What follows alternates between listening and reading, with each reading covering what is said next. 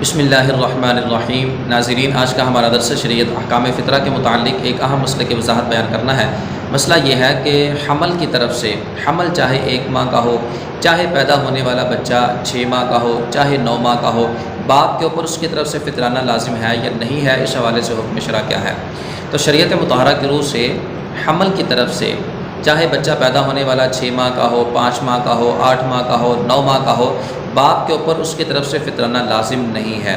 باپ چاہے مالک نصاب ہو یا نہ ہو، حمل کی طرف سے فطرانہ لازم نہیں ہوتا۔ چنانچہ اس حوالے سے علامہ بدر الدین عینی علیہ الرحمہ نے بنایہ شریف کے اندر اس مسئلے کی توضیح فرمایا ولا تجب عن الجنین عند الجمہور، کہ باپ کے اوپر جمہور علماء فقہا کے نزدیک پیدا ہونے والے بچے کی طرف سے فطرہ واجب نہیں ہے۔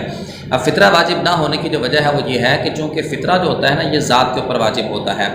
بندہ اگر مالک نصاب ہو، عید الفطر کی طلوع صبح صادق کے وقت آزاد ہو، مالک نصاب ہو، اس کے اوپر اپنی طرف سے فطرانہ دینا لازم ہے، یا اپنی اس نابالغ اولاد کی طرف سے دینا لازم ہے کہ جو فقیر ہو، دنیا میں موجود ہو۔ لہذا جو پیدا ہونے والا بچہ ہے وہ ابھی دنیا میں موجود ہی نہیں ہے، تو اس کی طرف سے فطرہ بھی واجب نہیں ہوگا، کیونکہ وہ فطرہ واجب ہونے کا سبب ہے۔ تو جب تک وہ سبب نہیں پایا جائے گا، اس وقت تک فطرانہ کے لازم ہونے کا حکم بھی نہیں کیا جائے گا۔ یہی وجہ ہے کہ اگر وہ بچہ عید الفطر کی طلوع صبح صادق کے وقت پیدا ہو جائے تو باپ کے اوپر واجب ہو جاتا ہے۔ اگر کوئی غیر مسلم تھا، اس وقت وہ مسلمان ہو جائے تو اس کے اوپر بھی مالک نصاب ہونے کی صورت میں صدقہ فطر واجب ہو جاتا ہے۔ تو جب سبب موجود ہی نہ ہو تو اس کی طرف سے فطرہ کے لازم ہونے کا قول بھی نہیں کیا جا سکتا، جیسا کہ فقہا نے اس حوالے سے توضیح فرمائی ہے۔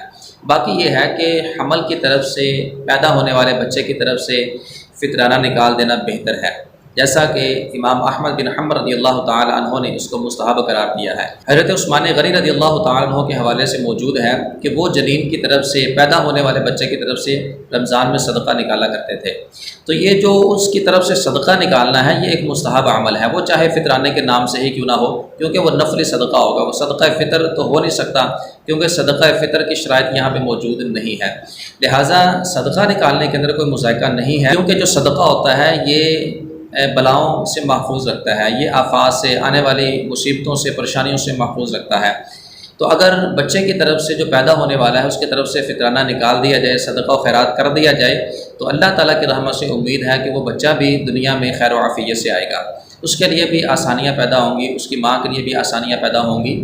تو بہرحال وہ ایک صدقات نفل کی صورت بن جاتی ہے، جیسا کہ علامہ بدر الدین عینی علیہ الرحمہ نے بنایہ شریف کے اندر اس کے اوپر تفصیل سے کلام کیا ہے۔